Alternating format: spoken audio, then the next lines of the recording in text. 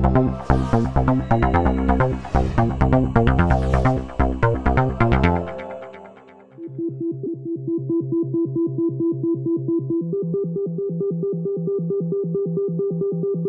just finished the third episode of the Reinvent the University for the Whole Person series.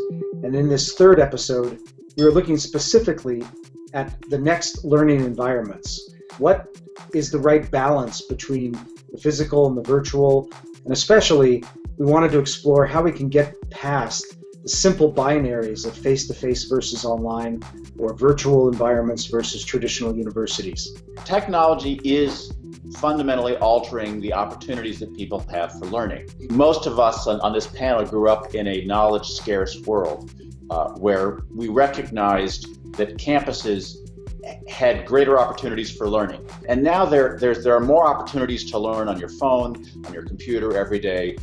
And that is a fundamental change in the world. So that if we teach students how to learn, then they really have multiple opportunities. One place we have to start is to get out of this simplistic dualism. What's the right place for technology and what's the right place for face-to-face? The online courses are going to get better. MOOCs are Datsuns, right?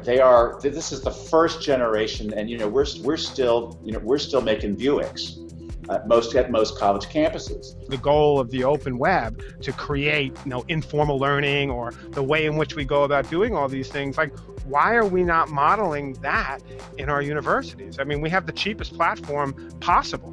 It's called the World Wide Web. Everyone in our community has access to it, but we do everything we can to prevent the use of it. In fact, we throw firewall after firewall to kind of, provide this very thing called, targeted assessment, which I don't think has gotten us anywhere except depressed as a culture. I think that some of the emerging technologies and how they can be combined with physical spaces help us track the processes that people go through, not just the final products that they come up with.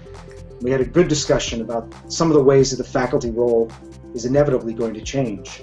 So I think part of the challenge here is rethinking not just the learning environment, but the role of the college faculty member. If we called ourselves cognitive coaches, we'd have a better sense of the balance of what we were trying to do in teaching people how to think, teaching people how to learn. At the moment, we have this kind of interesting and strange job where a faculty member is in charge of the design, the delivery, and the support of every course. But as lectures get better online, as online MOOCs get better, for a faculty member to add value, faculty members are going to have to become cognitive coaches. How do we move faculty from, well, I have academic freedom, I'm in charge of everything in my course, to saying, well, you're really good at support, you're really good at helping students one-on-one. You can't just expect that students will know everything that they had better learn. And then it goes back to a kind of surveillance arms race where we strap them into a chair and read the syllabus to them and quiz them on the syllabus. Unless we are hearing where they're starting, what they want, what it is they want to do, and then use that as a springboard, as their guides, as their facilitators, to be able to think of that and think of that in creative ways where we may be able to add some value. How do we help faculty work through collaboration and endorse collaboration as a value? How do we help people move from thinking about my course to our curriculum? I don't think we'll ever do a good job in using the technology if we don't figure out that first move, endorsing the value of collaboration for the sake of student learning. The resistance to collaboration crops up particularly when you've got issues of tenure and adjunct faculty. Adjunct faculty want to be more collaborative. Tenured faculty have a position to protect. And I think that as we look at, as Simon says, different ways of assessing students, we may want to think about different ways of assessing instructors. As we continue to try to understand what it means to reframe the university's distinctiveness in this much larger learning system, we asked, what are some of the design principles of these new environments then? Grades are a mess. They don't tell you anything about how much you learned. So I actually would advocate as a design principle that we get rid of grades because that'll force us to come up with some better measures. Ask the students where they're going, what they want to do with their lives, and ask that question in front of faculty members, and everything begins to change. The whole idea that the internet out there is starting to find its way back into our physical space and constitutively reimagining everything and everyone in some real way.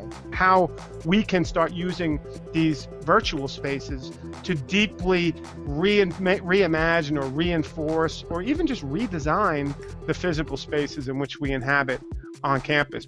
I'm still an optimist. I believe the two are completely dependent upon each other in some really powerful ways.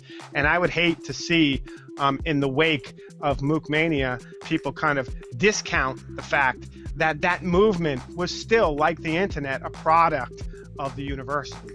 One of the design principles that we should have for learning environments now and in the future, make it like a kindergarten room. There are a variety of places where a variety of activities can go on. There's spaces for individual play, there's spaces for group play. It cuts across disciplines. The third area we talked about was to ask questions about the concept of scale. And there, everyone agreed that what we need to do is to develop a far more nuanced approach to what we mean by what can be done locally and what can be done at scale. So much of what I think happens in higher education is in that mentoring, that face-to-face mentoring, that kind of seminar work where you're really complex conversations. And I think this is a good example here. We're in the super early days of this new video platform here.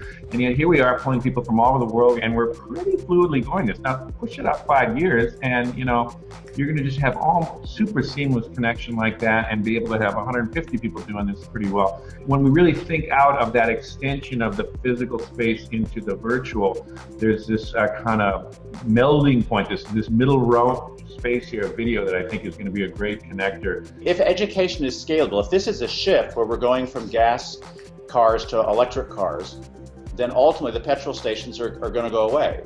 If in fact what we do is fundamentally personal and local, then A, we get to stay around, which is good, but it's also not scalable in the same kind of ways.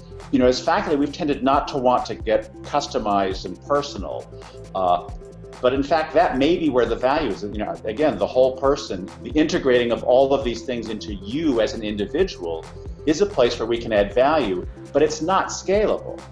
It's the opposite. The key question around scale is how do you harness the collective intelligence of the kind of knowledge that's in the academy as well as the kind of knowledge that's out there? And that to me is where collective intelligence and many of the qualities that we've been talking about kind of come together under the scale banner. There are some things where we want to empower very intimate, very small scale kinds of encounters. There are times when we want to be able to reach as many people as possible all at once. There are times when reaching a whole lot of people over time, asynchronously, will be able to bridge that scaling gap. We have to be very creative in the way we think about these things. I think that we have a great occasion to help all students figure out how to use the web to explore the purpose of their lives. And that's something we have done so well for a smaller number of students, but we now have the means to do that for more students. And I think that's the most important way to go. If we were to start from scratch today and say we want to create a university, we'd probably create the internet. So I think the challenge for higher education is to decide, how much of that traditional structure, which of those things were useful and are working, and which of them are just sort of habitual. What are the ways in which we can be complementary to the internet? What are the things that we do better?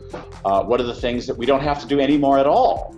Overall, we had a really excellent discussion on how to think about learning environments in ways that really starts taking up the fluidity between the local and the virtual, physical and the online. And this sets us up beautifully to go into our next episode, which will be on the next metrics. How do we understand impact?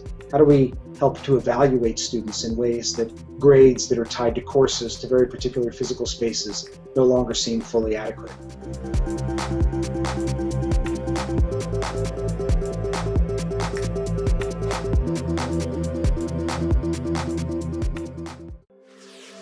Bye.